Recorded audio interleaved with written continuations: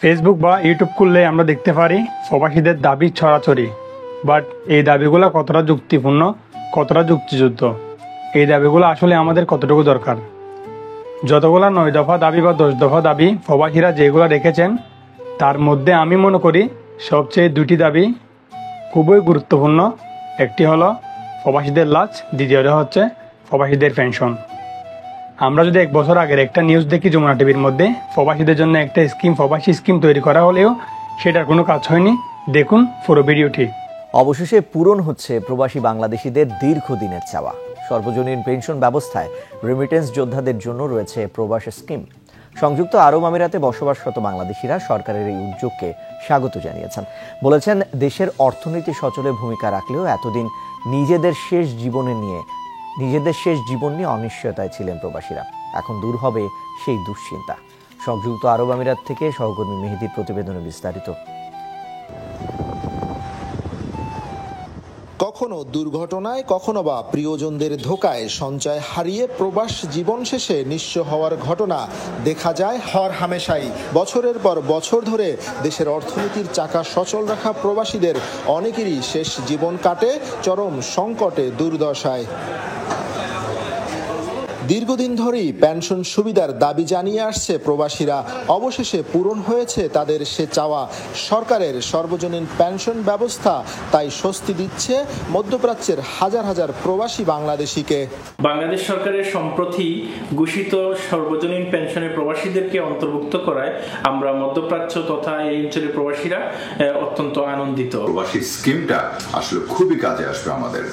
মাত্র সামান্য একটা অ্যামাউন্টের বিনিময়ে মাস শেষে, বছর শেষে যখন আপনি দেশে ফিরে যাবেন, অনেক বড় একটা অ্যামাউন্ট পাবেন। প্রবাসী যে আমাদের স্কিমটা চালু করছে, আসলে আমরা অনেক খুশি। সরকারকে আমরা ধন্যবাদ জানাই। সর্বনিম্ন 5,000 থেকে 10,000 পর্যন্ত মাসিক চাঁদায় পেনশন স্কিমে যুক্ত হতে পারবেন প্রবাসীরা। মধ্যপ্রাচ্যের অধিকাংশ প্রবাসী শ্রমিক, তাদের জন্য টাকার অঙ্কটা একটু বেশি বলে মত অনেকের। ঘরে বাড়িতে টাকা পাঠাতে হলে টাকা পাঠানোর পরে 5,000 টাকা যে স্কিম আবার জমা করতে হবে, এটা আমাদের দ্বারা কষ্টকর হয়ে যায়। যদি সরকার এটা চিন্তা করে একটু কমায়, তাতে আমরা অনেক উপকারিত হব। চাই সরকারের কাছে আবেদন এটাই যে আমাদের যে পেনশনের টাকাটা কিছু কমিয়ে দেওয়ার জন্য। পেনশন ব্যবস্থা চালুর পাশাপাশি প্রবাসীদের জন্য দেশে বিনিয়োগ আরও সহজ করার দাবিও তুলছেন কেউ কেউ।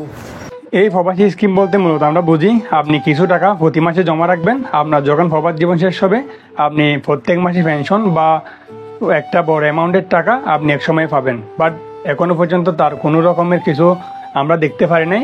বাট বর্তমানে অলরেডি যে সরকার এই ঘোষণাটি দিছে, তার অলরেডি পতন হয়ে গেছে।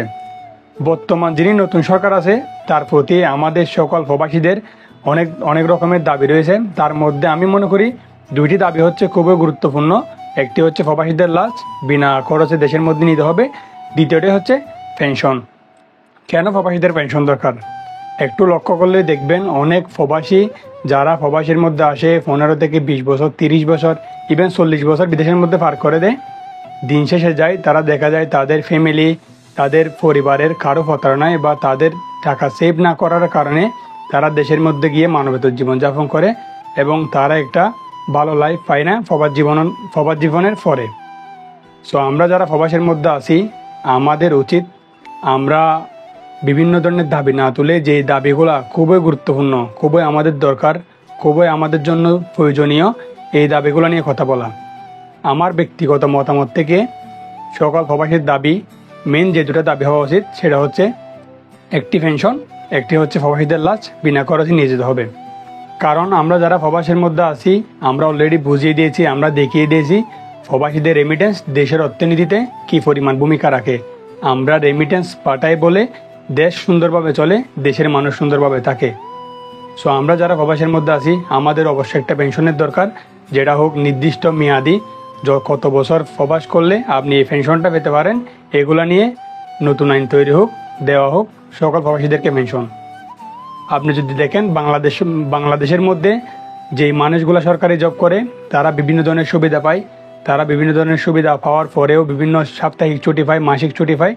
বাট প্রবাসীরা তাদের থেকেও বেশি অবদান রাখছে দেশের মধ্যে, কারণ তারা টাকা পাঠায় বলে যারা গভর্নমেন্ট জব করে তারা বেতন পায়, বিভিন্ন দেশ থেকে বিভিন্ন কিছু আমদানি করে থাকে। সো আমরা যারা বর্তমানে প্রবাসীর মধ্যে আছি, আমাদের সকল যে দাবিগুলো আছে সবগুলোর ঊর্ধ্বে হওয়া উচিত পেনশনের দাবিটা। কারণ যে সকল প্রবাসী বিদেশ থেকে যাওয়ার পরে দেশে অবহেলিত থাকে, তারা যদি কিছুটা টাকা পেনশন পায় তারা তাদের বাকি জীবনটা সুন্দরভাবে কাটাতে পারবে। কারণ আমরা যারা মিডল ইস্ট বা ইউরোপের মধ্যে দেখি, বিশেষ করে মিডল ইস্টের মধ্যে সকল মানুষ কঠোর পরিশ্রম করে, অনেক রোদের মধ্যে হাড় ভাঙা পরিশ্রম করার পরেও তারা সুন্দর একটা লাইফ পায় না। সো আমরা যারা প্রবাসীর মধ্যে আছি, আমাদের সবার উচিত একযোগে একসাথে আওয়াজ তোলা। সকলের উচিত একটাই দাবি হওয়া, প্রবাস জীবন শেষে পেনশন পাওয়া। কারণ আপনি যে বাকিগুলো দাবি করেন, আপনাকে এয়ারপোর্টে সাথ ডাকতে হবে, বিভিন্ন কিছু ডাকতে হবে, আপনাকে সম্মান করতে হবে। সম্মান কারো থেকে জোর করে পাওয়া যায় না যদি না মানুষ নিজ থেকে সম্মান করে। তো আমরা যারা প্রবাসী আছি, আমাদের উচিত এইসব সম্মান বিভিন্ন ধরনের দাবি না তুলে কয়েকটা দাবি আমরা আদায় করতে পারি, যেগুলো আসলে আমাদের জন্য খুবই দরকার। আপনি যদি প্রবাস থেকে হয়ে থাকেন, অবশ্যই কমেন্টের মধ্যে জানাবেন আপনার কাছে কতটুকু যৌক্তিক পেনশনের দাবিটা। ধন্যবাদ, দেখা হচ্ছে পরের ভিডিওতে। আসসালামু আলাইকুম।